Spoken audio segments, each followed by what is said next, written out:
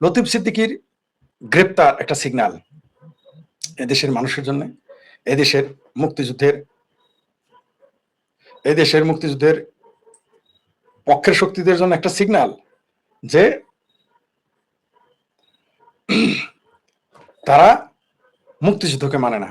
আমরা দেখলাম মেজর হাফিজ, বাবারে বাবা, বীর বিক্রম, আমরা কি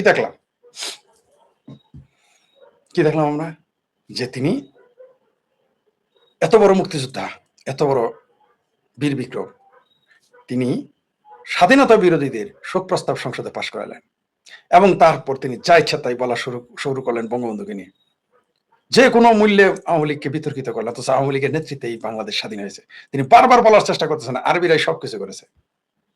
আর্মিরাই যদি সবকিছু করে আজকে ভাস্কর্য ভাঙলো কারা? বঙ্গবন্ধুর ভাস্কর্য ভাঙছে মানলাম, তোমরা বঙ্গবন্ধুকে মানো না। 7 বীর শ্রেষ্ঠর যে ভাস্কর্য ছিল সেটা ভেঙেছে কারা? আর্মিরা নিজেরা এসে ভেঙেছে, নিজেরা ভেঙেছে। তাহলে কি বোঝা গেল না যে আর্মিরা এর সাথে জড়িত? নিঃসন্দেহে 2024-এর যে 5ই আগস্টের আন্দোলন হয়েছে এবং 2024-এর 5ই আগস্টের যে বাটপাড়ি হয়েছে, ফাত্রামি হয়েছে, তথাকথিত বিপ্লব হয়েছে, এটার সাথে সেনাবাহিনী জড়িত ছিল, তা তো দুধের মতো পরিষ্কার, দিনের আলোর মতো পরিষ্কার, একেবারে ঝকঝকা পানির মতো পরিষ্কার। আর লতিফ সিদ্দিকীকে গ্রেপ্তারের মাধ্যমে বুঝিয়ে দিল যে এই সরকার আসলে হেফাজতেরই সরকার। এই সরকার হেফাজতের পাকিস্তানি সরকার, এই সরকার জামাতের সরকার, এই বিএনপির সরকার, তথাকথিত সরকার। তারা দাবি করে তার বাবা মুক্তিযোদ্ধা, এগুলো সব বাই চান্স মুক্তিযোদ্ধা। এখন পরিষ্কার এই মেজর হাফিজ বাই চান্স মুক্তিযোদ্ধা, কর্নেল অলি তথাকথিত কর্নেল, সে বাই চান্স মুক্তিযোদ্ধা। আর একজন মুক্তিযোদ্ধা রয়েছেন মেথর নাকি মেজর আক্তার, সে তো চলে গেছে সরাসরি জামাতে। এরা লজ্জায় এখনো জামাতে যাইতে পারেনি। কোনো পার্থক্য। লতিফ সিদ্দিকীকে গ্রেপ্তার করা এটা চারটেখানি ব্যাপার নয়, এটা স্পষ্ট বার্তা যে এই সরকার মুক্তিযুদ্ধের বিরুদ্ধে। নইলে এতদিন পরে শাপলা সত্তরের মামলায় যে লতিফ সিদ্দিকীকে গ্রেপ্তার করার কোনো কারণ থাকতে পারে? কয়দিন আগে যাকে একটা ভুয়া মামলায় গ্রেপ্তার করলো, কিন্তু মুক্তিযোদ্ধাদের দামিয়ে রাখা যাবে না। এই গ্রেপ্তারের মধ্যে দিয়ে বৃহত্তর ময়মনসিংহে আন্দোলন আরো তীব্র হবে, নিশ্চিত থাকেন। লতিফ সিদ্দিকীকে ফাঁসি দিয়ে দিতে তিনি তো বলেছেন ফাঁসি দিয়ে দাও। কাদের সিদ্দিকী বলেছে তার বড় ভাইকে ফাঁসি দিয়ে দেন। তবে হুমায়ুন আজাদ স্যারের কথাই ঠিক যে এই দেশে একদিন স্বাধীনতা বিরোধীরা মুক্তিযোদ্ধাদের বিচার করবে। কেন? পাকিস্তান ভাঙা যায়। ঠিক কয়দিন আগে কমরেড ইনু যেটা বললেন যে তাকে শাস্তি দেওয়া হয়েছে পাকিস্তান ভাঙা যায়। এবং আসলে এই পাকিস্তান ভাঙার বেদনা এই হেফাজতে ইসলাম এরা ভুলতে পারে না, জামাত ইসলাম ভুলতে পারে না, মুসলিম লীগ ভুলতে পারে না, বিএনপি ভুলতে পারে না, কেউ বলতে পারে না। যারা 71-এর বিরোধিতা করেছিল তারা এবং তাদের আন্ডা বাচ্চা নাতি পুতি কেউ পাকিস্তান ভাঙার বেদনা বলতে পারে না।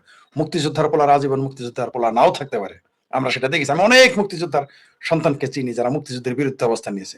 আমি কিছু মুক্তিযোদ্ধার নাম বলে দিতে পারবো আপনাদের যারা মুক্তিযুদ্ধের বিরুদ্ধে অবস্থান নিয়েছে।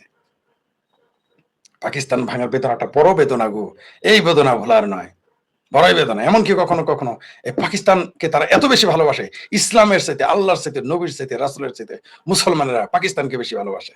এটা আমরা বারবার দেখেছি, ভবিষ্যতেও দেখব। তবে লতিফ সিদ্দিকী, এই যে বীর মুক্তিযোদ্ধা লতিফ সিদ্দিকী গ্রেপ্তারের তথাকথিত ষড়যন্ত্র করে এই মামলায় গ্রেপ্তারের যে পায়তারা তারা করতেছে এবং করেছে, গ্রেপ্তার অলরেডি করে ফেলেছে, এর হিসাব বাংলাদেশের জনগণ একদিন এই মুসলেকা সরকার, তারেক ভাইয়ার সরকারের কাছ থেকে নিবে, এই হেফাজতের কাছ থেকে নিবে, এই জামাতের কাছ থেকে বাংলাদেশের মানুষ পাই পাই করে হিসাব বুঝিয়ে নেবে।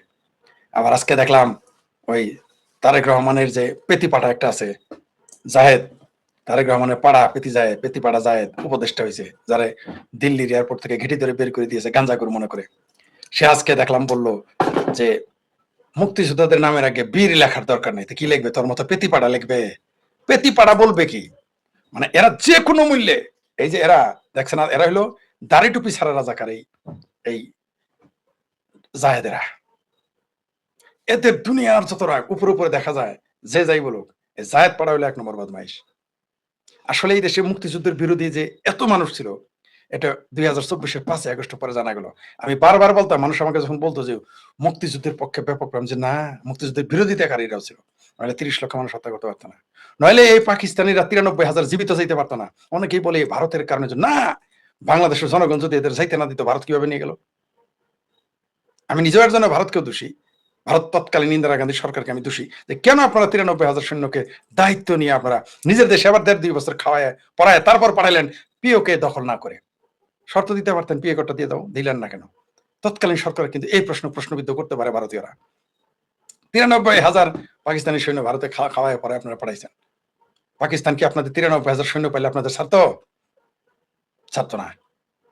পাকিস্তানে যদি বাংলাদেশি বা ভারতীয় 93,000 সৈন্য আটকা পড়তো 30 লক্ষ মানুষ হত্যা করার পরে, একটা সৈন্য ফেরত পাইতো না। কিন্তু এই বাংলাদেশ থেকে এই রাজাকে তখন তো আওয়ামী লীগের সময় কেন ছেড়ে দেওয়া হলো, এই প্রশ্নটা কিন্তু আসে। আজকে ওই ভুলের কারণে তাদের শাস্তি নেই। এই 93,000 তাদের ক্ষতিপূরণ নেওয়া হয়নি পাকিস্তান থেকে, এটা তাদের সাথে হয়েছে। পাশাপাশি রাজাকার আলবদরদের তখন যতটুকু সাজা তাদের দেওয়া দরকার ছিল তাদের দেওয়া হয়নি। তার জন্য আজকে এত বারবারান্ত রাজাকার আলবদরের শত্রুকে, চরম শত্রুকে কখনো ছাড় দিতে নাই। ছাড় দিলে তার পরিণতি এরকম হয়, যার জন্য আজকে বাংলাদেশে আওয়ামী লীগ নিষিদ্ধ। ভাবা যায় যে জামাতে ইসলাম সিদ্ধ, আওয়ামী লীগ নিষিদ্ধ। যারা স্বাধীনতার বিরোধিতা কারী দলই নয়, শুধু যারা পাক বাহিনীর সাথে সরাসরি কোলাবরেট হয়ে কাজ করেছে। এদেশে 30 লক্ষ মানুষ হত্যার দায়িত্ব তারা সাথে ছিল। এদেশে অগণিত নারীকে ধর্ষণ করেছে। আজকে তারা সিদ্ধ, আওয়ামী লীগ নিষিদ্ধ। এই যে ছাত্রলীগ নিষিদ্ধ আর আজকে ছাত্র শিবির সিদ্ধ, এর চেয়ে লজ্জা আমাদের জাতির জন্য আর কি থাকতে পারে? বলেন আপনারা, কি থাকতে পারে? এটা কেন হয়েছে জানেন? ওই যে 93,000 সৈন্যকে বাংলাদেশের মুক্তিযোদ্ধারা তখন ছেড়ে দিয়েছিল, যেতে দিয়েছিল, এটা একটা দায়, একটা ভুল। আবার ভারত তাকে 93,000 সৈন্য নিয়ে যেতে, এটা একটা ভুল। আর তারপরে আমাদের ভুল হলো আমরা পরিকল্পিতভাবে পুনর্বাসিত হওয়ার সুযোগ দিয়েছি। আমি নিজের চোখে দেখেছি 2024-এ আওয়ামী লীগের এমপিদের মিটিং এ গিয়ে আমি নৌকা মার্কার মিছিলে আমি শিবির দিতে গেছি। সবসময় প্রশ্রয় দেওয়া হয়েছে আদর্শগত ভাবে। আপনার সাথে আপনার দলের বিরোধিতা থাকতে পারে, কিন্তু আপনার যার সাথে আদর্শগত বিরোধ, তাকে আপনি কিভাবে প্রশ্রয় দেন? তার ফলাফল আজকে আওয়ামী লীগের এই পরিণতি। তার কারণে আজকে মুক্তিযোদ্ধা লতিফ সিদ্দিকী আজকে জেলে, জননেত্রী শেখ হাসিনা আজকে দেশ ছাড়া, দীর্ঘমেয়াদী ভুলের কারণে। তো আশা করি ডিসেম্বরে আন্দোলন শুরু হবে, এই তথাকথিত মুসলিগের সরকার পরিবর্তন হবে। আমরা আশা করছি যে মুক্তিযুদ্ধের শত্রু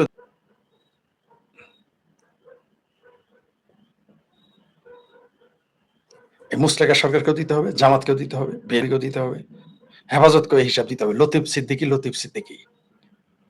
সিদ্দিকীকে গ্রেপ্তার করে তোমরা বাংলাদেশের মুক্তিযুদ্ধের শক্তিকে দাবিয়ে রাখতে পারবে না। এবং এটার আমি নিন্দা জানাই না। কেন জানি না বোঝানি, কারণ আমাদের প্রতিবাদ করতে হবে।